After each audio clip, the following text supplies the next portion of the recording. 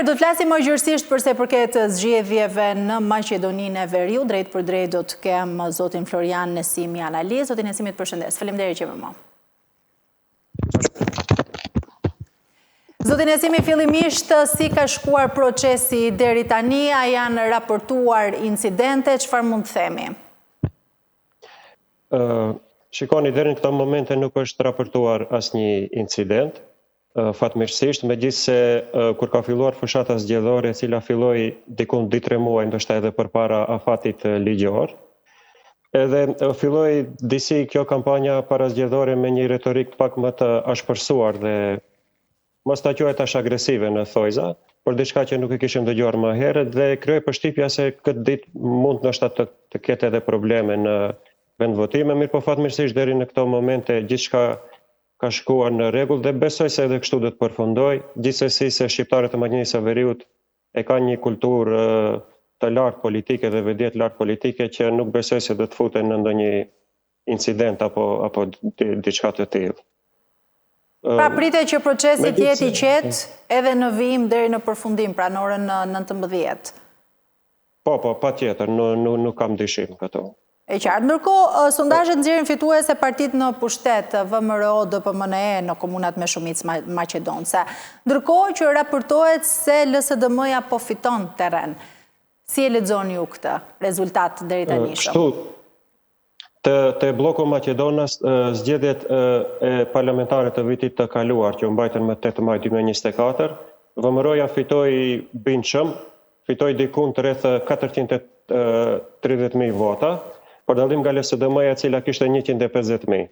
Edhe tani pritshmëritë janë se të dyja bloqet maqedonase do të ketë një rënje, nga vetë fakti se vitin e kaluar ai momenti politik ishte i tillë që maqedonasit kërkonin një ndryshim dhe besohet se VMRO do të ketë një rënje diku rreth 40.000, që është edhe natyrshme për një parti e cila është në pushtet, ndërsa tek LSDM-ja mendoj se fatkeqësisht nuk do të ketë ndonjë rritje. LSDM-ja do të përpiqet që të arrijë të paktën një vot më tepër se ç'e kishte në zgjedhjet e fundit parlamentare, mirë po fatkeqësisht besoj se nuk do t'i arrijë këtij suksesi dhe më duhet të ju demantoj, domethënë kur thatë se fiton në terren diçka opozita maqedonase, mendoj se fatkeqësisht nuk është e vërtetë. Nga 80 komuna që janë në Maqedoni plus edhe qyteti i Shkupit, 81 që janë, momentalisht 16 komuna janë duke menaxhuar nga kryetar komuna shqiptar, ndërsa tek të gjithë të tjerat pritshmëritë janë se LSDM-ja maksimumin 3 deri në 4 mund ta fitojë, ndërsa pjesa tjetër dërmuese do t'i takojë VMRO-s. Ndërkohë, zotin Nesimi, një vëmendje Kampin Maqedonisë. Ndërkohë një vëmendje e shtuar Maqedonisë e kisha fjalën. Një vëmendje e shtuar duket se i është kushtuar. Nuk e di nëse më dëgjoni. Shqiptar është? Po, ju dëgjoj. Një vëmendje e shtuar duket se ka edhe për 15 komunat me shumicë shqiptare. Zgjedhjet po shihen si një përballje mes koalicionit Vlen dhe koalicionit opozitar Aleanca Kombëtare për Integrim drejtuar nga BDI-ja Ali Ahmeti, cilat janë pritshmëritë tuaja? Kështu, do me thënë momentalisht 16 komuna janë që menaxhohen nga kryetar komuna shqiptar. 15 janë shqiptar, njëri është një Maqedonas me përkatësi muslimane, mirë po ai është në koalicion me BDI-n, Ali Ahmeti, dhe nga to 16 komuna nëse arrim përsëri të kemi 16 komuna shqiptare, mendoj se rezultati diku mund të jetë i barabartë, disi si me thon 8-8, mirë po duhet potencohet ajo se komunat kryesore urbane favorit është Vleni, që është momentalisht në pushtet, posaçërisht kur bën fjalë për Tetovën dhe Çajirin. Shikoni, është imponuar këtu një tezë e cila thotë se ai koalicion apo ai blok politik i cili do të fitojë Tetovën dhe Çajirin do të shpallet edhe si fitues i zgjedhjeve lokale. Mirë po këtë tezë e imponoi BDI-ja, nga shkaku se kur i ndan komunat me partnerët tjerë të koalicionit, Strugën, Dibrën, Gostivarin, Të Arcën, Sarajin, u ala partive tjera të koalicionit, ndërsa vetë BDI-ja garon në këto komunat urbane në Tetov, në Çajir dhe në Kërçov. Dhe me vetë faktin se ato hoqën dorë nga disa komuna tjera urbane, e imponuan tezën se kush e fiton Tetovën dhe Çajirin, ai në fakt i ka fituar edhe zgjedhjet lokale. Mirë po të gjitha sondazhet edhe anketat të cilat janë bërë deri para një jave, kanë treguar se në këto dy komuna një favorit, si ta them, i lehtë është pikërisht koalicioni Vlen. Tani ne do të shohim rezultatet cili do të jetë, mirë po mendoj se këtu BDI-ja me imponimin e kësaj teze paksa mendoj se ka gabuar, për shkak se nëse del rezultati që të humbë të dyja këto komuna, atëherë ajo veten e saj do ta shpallë si humbse edhe duhet të hije një procesi të ri të reformimit, ndoshta të brendshëm të i themi, megjithëse ai reformim është shumë vështirë të bëhet pa dorëheqjen e liderëve, më kuptoni. Nëse Ali Ahmeti nuk jep dorëheqje, atëherë nuk mund të flasim ne për reformim të partisë.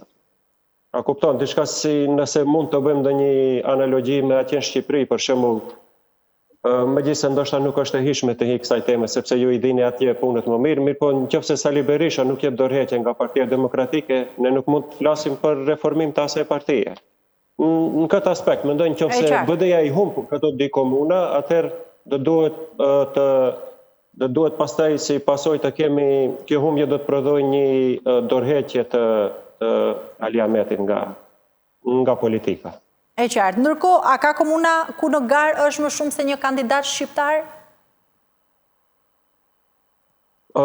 Po ka komuna, për shembull, këto komunat shqiptare që janë, shumica do të zgjidhet fituesi që në rrethin e parë, sepse ka vetëm nga dy kandidat që të dy janë shqiptar, i Vlenit dhe i AKI-s. Mirë, po ka komuna shqiptare në të cilat kanë ngaruar edhe Maqedonas, dhe kjo do ta komplikojë, domethënë, punën dhe do ta çojë procesin edhe në rrethin e dytë të zgjedhjeve pas dy javësh. Është një komunë që quhet Komuna e Bërvenicës, aty ka një kandidat Maqedonas i VMRO-s dhe dy kandidat shqiptar. Edhe njëri nga këto shqiptarët do të hyjë në rrethin e dytë në balotazh, si t'i themi, me atë kandidatin Maqedonas, edhe ndoshta aty do të shihet nëse shqiptarët domethënë i bashkojnë të gjithë votat edhe ndoshta e kanë gjasa që ta fitojnë edhe këtë komunë e cila aktualisht menaxhohet nga VMRO-ja. Por ajo krejtësisht varet nga bashkëpunimi të cilin do ta bëjnë të dy blloqet shqiptare në rrethin e dytë. E qartë, po ndikon ky fakt, zoti Nesimi, në fragmentarizimin e votës, le themi? Po, ndikon, për shkak se ekziston rreziku që shembull kandidati Maqedonas që të fitojë që në rrethin e parë. Edhe tash ai fragmentarizim në deshëm apo s'deshëm ta pranojmë ekziston. Pastaj ekziston edhe bashkëpunimi i partive shqiptare me partitë maqedonase. Për shembull, do të kemi në rrethin e dytë raste kur qytetarët Maqedonas do të votojnë për një kandidat shqiptar, edhe e kundërta. Ka raste komuna ku kandidatët shqiptar duhet votojnë për një Maqedonas, si që është për shembull qyteti i Shkupit. Edhe këtu ndoshta në rrethin e dytë mund të kemi edhe kështu lojëra nën tavolinë, si ti themi, apo marrëveshje të fshehta ku do të fillojnë të bëjnë edhe ato pazarllëqet për transferimin e votave nga njëri palë te pala tjetër. Pak ditë më parë është raportuar se në këto zgjedhje ka patur ndikim rus. Si qëndron e vërteta, sa ndikim në fakt ka Rusia në Maqedoninë e Veriut?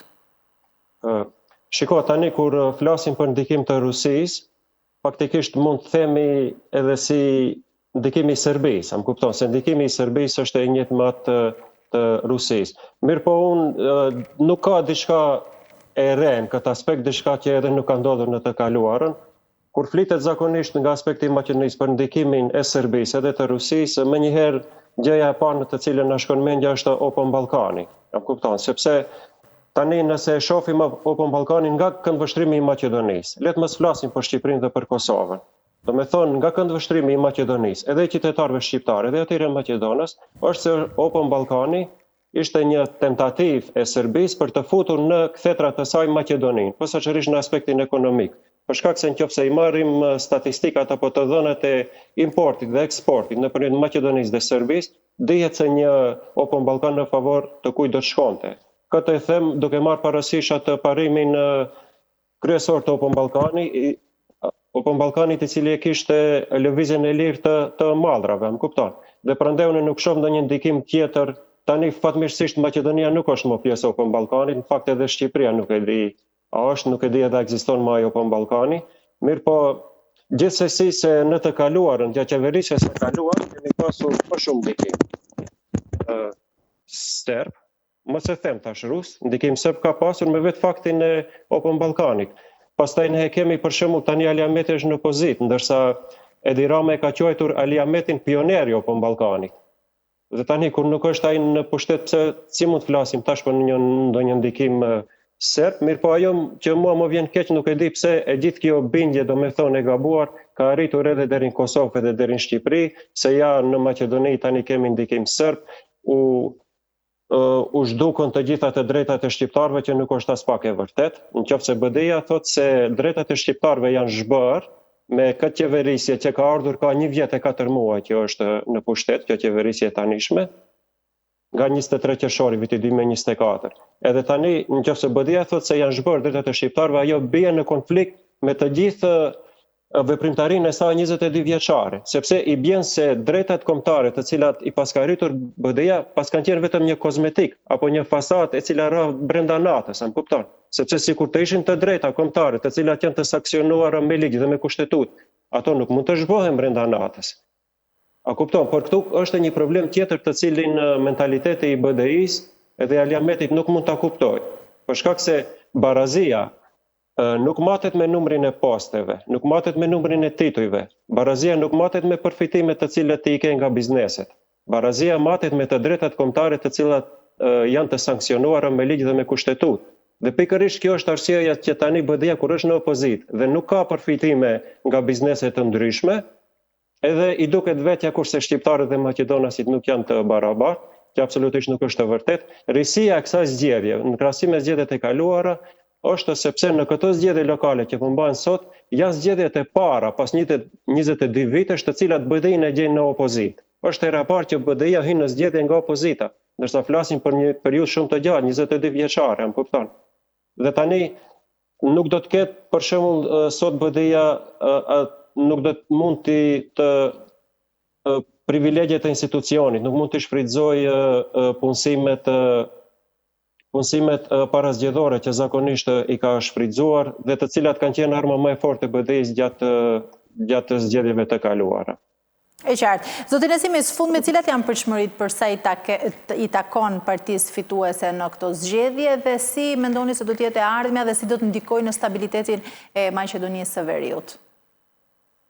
Shikoni, se përket stabilitetit Maqedonisë, Maqedonia dihet se cilat i ka detyrat, janë duhet të bëhet ndryshimet kushtetuese që bullgarët të futen në preambull dhe pastaj të fillojnë bisedimet me Unionin Evropian dhe në këtë aspekt mendoj se këto zgjedhje lokale janë vetëm lokale apo bashkiake, siç i thoni ju. Nuk prodhojnë asnjë farë se këtu është imponuar një testë se nëse BDI-ja e ka imponuar një testë nëse fitojmë në zgjedhjet lokale do të ketë zgjedhje të parakohshme parlamentare, që nuk është as fakt e vërtetë. As në asnjë ligj, në asnjë shtet të botës nuk shkruan se nëse opozita fiton zgjedhjet lokale, pas një periudhe do të mbahen zgjedhjet parakohshme parlamentare. Edhe te Shqipëri besoj ka ndodhur opozita të fitojë zgjedhje bashkiake, mirë po ajo nuk ka prodhuar zgjedhjet parakohshme parlamentare. Më kupton. Mirë po këtu do se pasi folja edhe për Shqipërinë, domethënë gjatë zgjedhjeve të kaluara parlamentare kishim një ndërhyrje të zotit Edi Rama dhe të Shqipërisë në zgjedhjet këtu në Maqedoni.